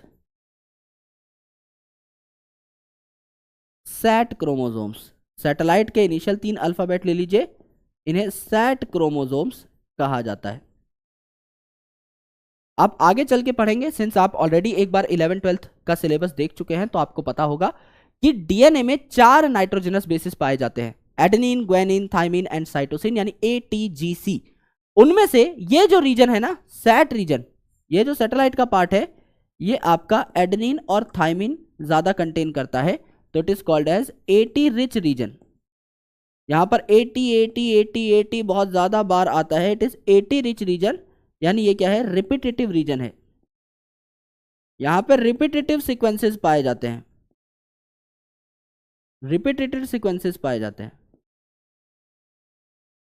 यानी बहुत सारे 80 यहां पर लगे होंगे, यही यहां पर पाए जा रहे होंगे। अगर आपको नहीं पता कि A और T क्या है तो आराम से अभी थोड़ा सा धैर्य रखिए, आपको जूलॉजी में बायोमोलिक्यूल्स भी पढ़ाया जाएगा और मैं भी आपको particularly molecular basis of inheritance पढ़ा रहा हूँ। उस टाइम पर आपको ये टॉपिक दोबारा से समझना है, वहां पर आपको समझ में आ जाएगा कि एटी रिच रीजन या रिपीटेटिव सीक्वेंसेस क्या होते हैं। करेक्ट। तो ये है आपका सैटेलाइट रीजन एक क्रोमोसोम का। ये क्रोमोसोम के बारे में कुछ जनरल बातें हैं, बेसिक बातें हैं, है ना, थोड़ा सा इनके बारे में चर्चा कर ली जाए। यहां पर देखिए, every chromosome has primary constriction, जिसको क्या कहा जाता है, सेंट्रोमेयर कहा जाता है, और सेंट्रोमेयर पे प्रोटीन की डिस्क लगी रहती है जिसको काइनेटोकोर कहा जाता है, राइट, जिसपे आपके स्पिंडल फाइबर्स बाइंड कर रहे होंगे। यही आपको यहां पर पढ़ना था। इसके बाद है आपका सेकेंडरी कंस्ट्रिक्शन, जिसके बारे में अगली स्लाइड में लिखा हुआ है। कुछ क्रोमोसोम में, कुछ चुनिंदा क्रोमोसोम में आपका छोटा सा नॉन स्टेनिंग रीजन पाया जा सकता है एट कांस्टेंट लोकेशन, क्योंकि सबसे एंड में पाया जाएगा, इसे हम सैटेलाइट कहते हैं, या ऐसे क्रोमोसोम को सेट क्रोमोसोम कहते हैं। 80 रिच होते हैं ये, यानी एडेनिन और थाइमिन इनमें ज्यादा मिलता है और यहां पर रिपीटेटिव सीक्वेंसेस भरे होते हैं। तो कुछ भी बात एनसीईआरटी में नहीं बता रखी, पर कई बार क्वेश्चन पूछ लिया जाता है, इसीलिए हमने अलग से इन्हें ऐड कर दिया है, राइट। अब हम देखते हैं types of chromosome on our slide. Let's have a look at type of chromosome. यहां पर हम लोग क्या कर लेते हैं, एक लाइन बना लेते हैं प्यारी सी। यहां हम एक प्यारी सी लाइन बना लेते हैं, सबके लिए सेम लाइन हम लोग बना रहे होंगे, कोई किसी के साथ भेदभाव नहीं हो रहा होगा। कुछ ऐसे क्रोमोसोम होते हैं दोस्त जहां पर ऊपर वाली आर्म और नीचे वाली आर्म एकदम बराबर होती है ना। तो आपकी ये जो डॉटेड लाइन है एकदम सेंटर पे आ रही होगी, ऊपर भी बराबर कंटेंट, नीचे भी बराबर कंटेंट। तो यहां पर आपको क्या दिखने को मिल रहा होगा कि एक ऊपर आर्म है, ये दूसरी ऊपर वाली आर्म है, ये नीचे वाली एक आर्म, ये नीचे वाली दूसरी आर्म, और एकदम बराबर है ऊपर की आर्म और नीचे की आर्म। देयरफॉर आपकी ये जो डॉटेड लाइन है ये सेंटर पे आ रही है, इसे आप क्या कहते हैं, मेटासेंट्रिक क्रोमोसोम। इसे आप क्या कहते हैं, मेटासेंट्रिक क्रोमोसोम। मेटासेंट्रिक है, बिल्कुल मेटासेंट्रिक है। अगर आप देखेंगे दूसरा क्रोमोसोम हमारा, तो यहां पर ऊपर वाली आर्म थोड़ी सी छोटी होती है, नीचे वाली बड़ी होती है, तो क्या आपका सेंट्रोमेयर शिफ्ट हो जाएगा, बिल्कुल शिफ्ट हो जाएगा। भाई नीचे की आर्म आपकी बड़ी है और ऊपर की आर्म आपकी थोड़ी सी छोटी है, तो सेंटर कहां आएगा, सेंटर नीचे की साइड आएगा, जो आर्म्स बड़ी हैं उसकी साइड आ जाएगा।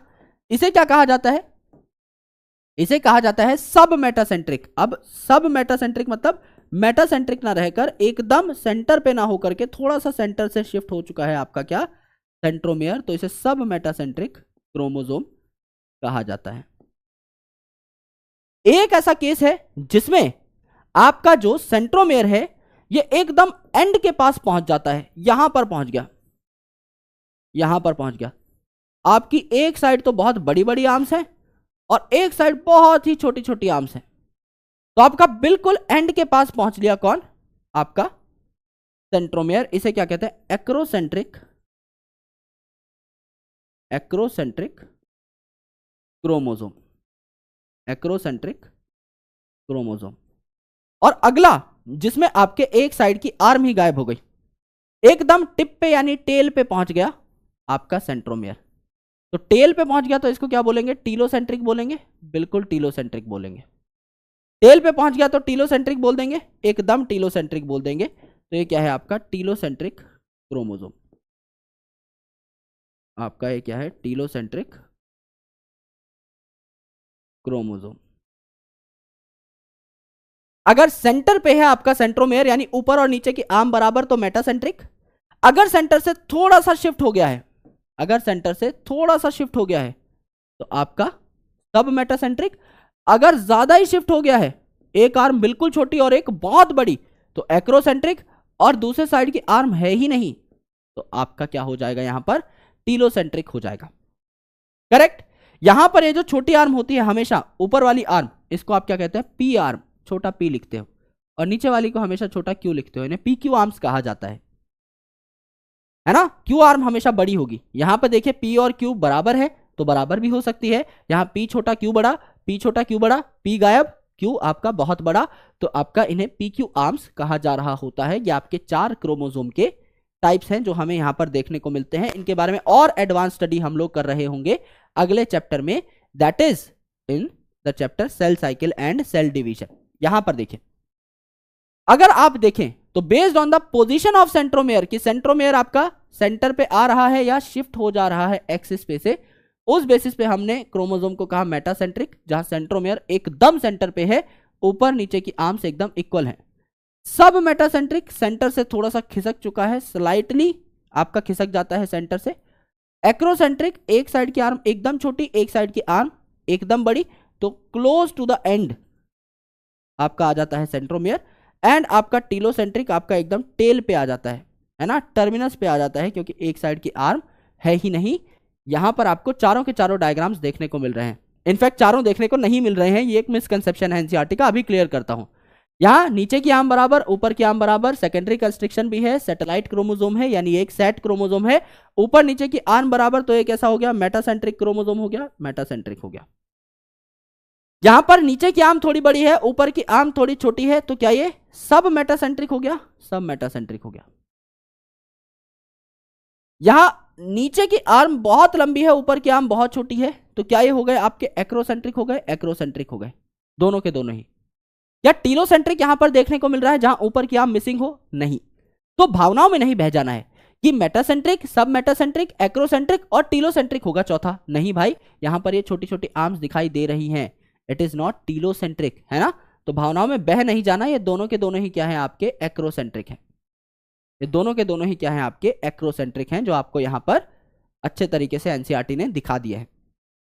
Now the last topic of today's discussion is microbodies. नाम में ही सब कुछ है ना, कुछ पढ़ना ही नहीं है इसके बारे में, नाम में ही सब कुछ है। माइक्रो मतलब छोटी सी, है ना, माइक्रो मतलब छोटी सी, बॉडी मतलब स्ट्रक्चर, तो ये क्या है आपका एक तरीके से बहुत ही स्मॉल स्ट्रक्चर है।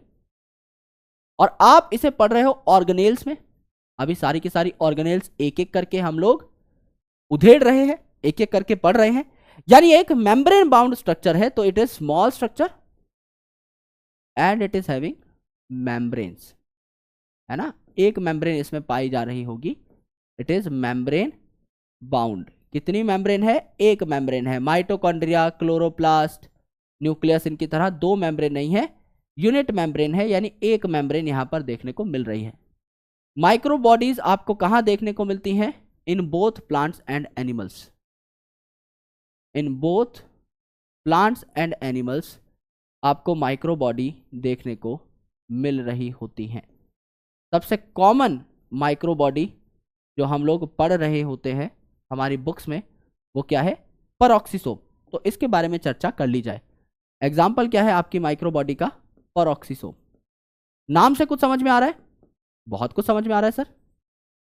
सोम का मतलब बॉडी, और पेरोक्सी का मतलब पेरोक्साइड से इसका कुछ लेना देना है।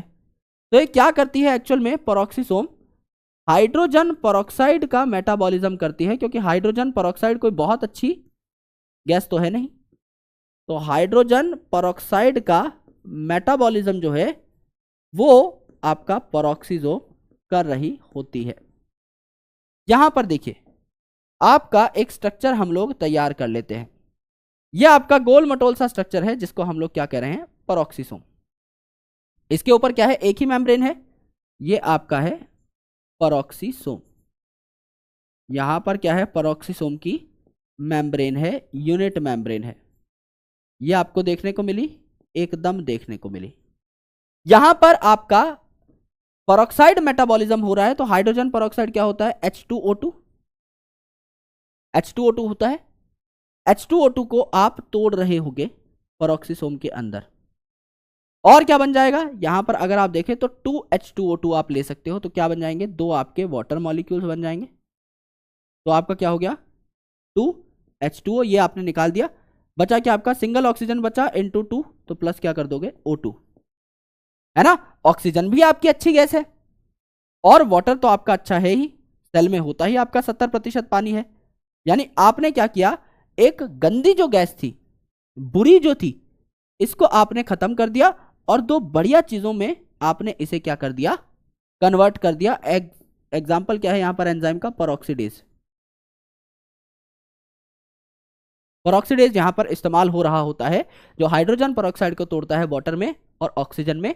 प्लांट और एनिमल दोनों में ये ऑर्गेनेल पाई जा रही होती है। जब भी हाइड्रोजन परऑक्साइड बनता है आपको इसे तोड़ना होता है और अच्छे अच्छे केमिकल्स में कन्वर्ट करना होता है जिससे सेल को ज्यादा नुकसान ना हो, राइट। तो यहां पर यह है आपकी परऑक्सीजोम।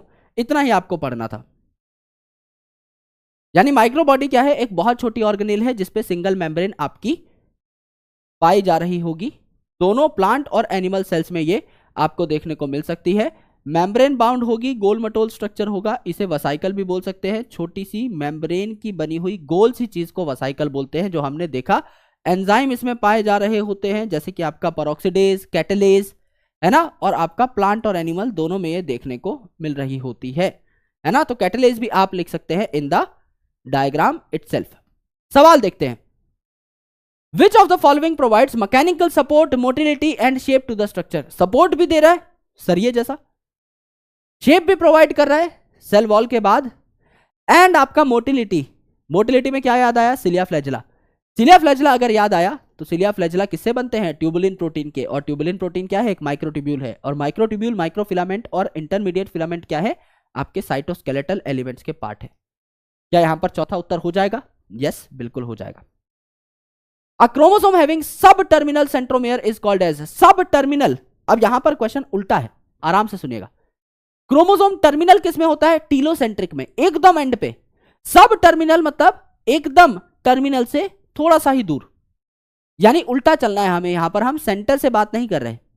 सेंटर पे किसका पाया जा रहा होता है, आपका मेटासेंट्रिक, फिर सब मेटासेंट्रिक, फिर एक्रोसेंट्रिक, फिर एकदम एंड पे टीलोसेंट्रिक। ये टर्मिनल है, तो सब टर्मिनल किसका हुआ, आपका एक्रोसेंट्रिक का हुआ, बिल्कुल हुआ।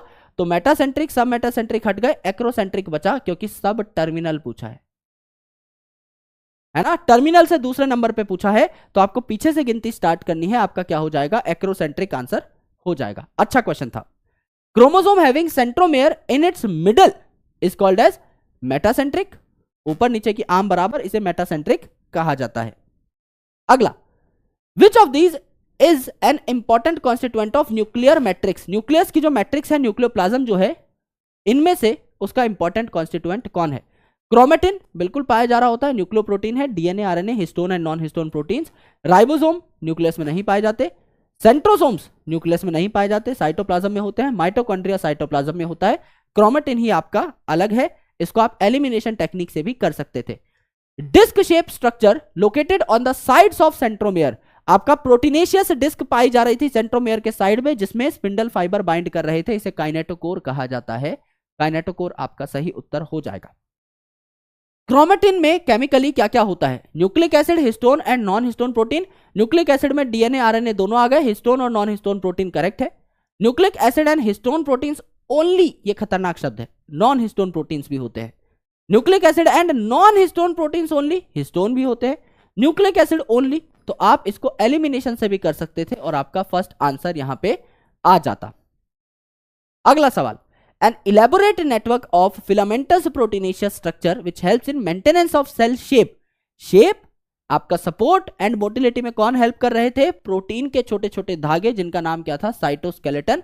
तो ये आपके आंसर हो जाते हैं। Second is your answer.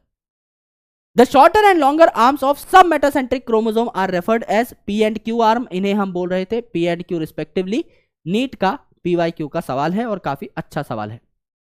Which of the following is true for nucleolus. इनमें से न्यूक्लियोलस के लिए सही स्टेटमेंट कौन सी है। Larger nucleoli are present in dividing cell. It is membrane bound structure. Membrane bound तो नहीं है, इसीलिए न्यूक्लियोप्लाज्म के साथ इसका कंटेंट एकदम डायरेक्टली क्या हो पा रहा था, एक्सचेंज हो पा रहा था, एकदम ये कांटेक्ट में पाए जा रहे थे। It takes part in spindle formation. It is a site for active ribosomal rRNA synthesis. It is a site for active ribosomal rRNA की सिंथेसिस यहां पर हो रही थी। ये आपकी सबसे अच्छी स्टेटमेंट है, बाकी सारी स्टेटमेंट बाद में होंगी। सबसे अच्छी स्टेटमेंट आपको मिल गई है। Which of the following is true for nucleolus. सबसे ट्रू कौन सी बात मिली आपको, यही मिली। It is the site for active rRNA synthesis. इससे ज्यादा ट्रू कोई नहीं है। स्पिंडल फॉर्मेशन में इसका रोल होता है, नहीं होता। स्पिंडल फॉर्मेशन में किसका रोल है, आपका सेंट्रियोल का रोल है। माइक्रोट्यूब्यूल का रोल है, इसका रोल नहीं है ना। आपका स्पिंडल अपरेटस कौन बनाता है? कल हम सेंट्रियोल सेंट्रोसोम पढ़ के बैठे हैं, वो आपका स्पिंडल अपरेटस बनाने में हेल्प कर रहा था, है ना। और आपके स्पिंडल फाइबर किसके बने होंगे? माइक्रोट्यूब्यूल के बने होंगे मेजरली। आपका सेंट्रियोल भी किसका बना हुआ था? ये क्या थे आपके? माइक्रोट्यूब्यूल्स ही तो थे। तो यहां पर माइक्रोट्यूब्यूल का इंपॉर्टेंट रोल है ना। Larger nucleoli are found in dividing cell, cell divide कर रहा है तो हाँ आपको प्रोटीन्स बनाने पड़ेंगे, लेकिन मेन काम क्या है इसका? Ribosomal rRNA. ये तो एकदम डायरेक्ट रेलेवेंस में है। डिवाइडिंग सेल में तो और भी बहुत सारी चीजें आपको चाहिए होती हैं, सिर्फ न्यूक्लियोलस नहीं। लेकिन यहां पर आपका क्या है? एकदम बढ़िया स्टेटमेंट आपको देखने को मिल रही है। It is the site for active ribosomal rRNA synthesis. यहां पर आपकी सही बात है। Which of the following is true for nucleolus? अच्छा, ये स्लाइड शायद आपकी रिपीट हो गई है ना। होमवर्क आपका वही है। आज थोड़ा ज्यादा कंटेंट हमने पढ़ा है, तो 10 मिनट में एनसीईआरटी रीडिंग। इस लेक्चर के जस्ट बाद 10 मिनट बैठ जाइए, NCERT reading in 10 minutes, in 10 minutes. उसके बाद करिए सॉल्व ऑब्जेक्टिव एनसीईआरटी पंच के क्वेश्चन, और नीचे लिखिए कि एनसीईआरटी पंच क्वेश्चंस डन, और मुझे बताइए कमेंट सेक्शन में। या फिर इसके अलावा पीडब्ल्यू के मॉड्यूल अगर आपके पास हैं तो आज के टॉपिक से आप करिए पीडब्ल्यू मॉड्यूल्स क्वेश्चन डन, और हमें अपडेट करिए। काफी स्टूडेंट्स पूछते हैं सर आप डीपीपी के बारे में नहीं लिखते। वो एकदम मैंडेटरी है दोस्त, वो लिखने की बात है ही नहीं, है ना। उसमें आपको लिखना ही नहीं है कि डीपीपी करनी है। डीपीपी इज सुप्रीमली मैंडेटरी, उसके बिना तो काम चलेगा ही नहीं दोस्त। वो तो आपको करनी ही करनी है, उसमें कोई बहाना चलेगा ही नहीं, राइट। सो सबसे पहले आप लेक्चर देखिए, फिर एनसीईआरटी पढ़िए, फिर डीपीपी सॉल्व करिए, एंड देन आप बाकी सारे क्वेश्चंस की तरफ बढ़ जाइए। Alright, so this was the chapter cell the unit of life, and अब हम लोग बढ़ रहे होंगे सेल साइकिल सेल डिवीजन के, और जहां पर हम लोग बहुत प्यारे तरीके से माइटोसिस और मियोसिस के डिस्कशन करेंगे, और लगभग 4 लेक्चर्स के अंदर हम लोग कंसोलिडेट कर रहे होंगे सेल साइकिल सेल डिवीजन को इतने बढ़िया तरीके से कि आपका कोई क्वेश्चन ना छूटे। इस बात की मैं गारंटी ले रहा हूं। क्वेश्चन आपका कोई नहीं छूटेगा। इत्मीनान से पढ़ना है, आराम से पढ़ना है, बिल्कुल भी टेंशन नहीं लेनी, माइंड एकदम फ्री रखना है। जितना पढ़ा रहा हूं उतना अच्छे तरीके से पढ़ना है, जो क्वेश्चन बता रहा हूं वो अच्छे तरीके से सॉल्व करने हैं। पूरे मार्क्स आपके बॉटनी में आ रहे होंगे। Alright, so thank you so much guys for watching this session. आप अगर आपको ये सेशन पसंद आया तो Vipu sir OP in the comment section, और होमवर्क करके होमवर्क के बारे में भी अपडेट कर दीजिएगा। Alright, thank you. मिलता हूं आपसे अगले सेशन में, जहां पर स्टार्ट कर रहे होंगे हम लोग नया चैप्टर। Thank you.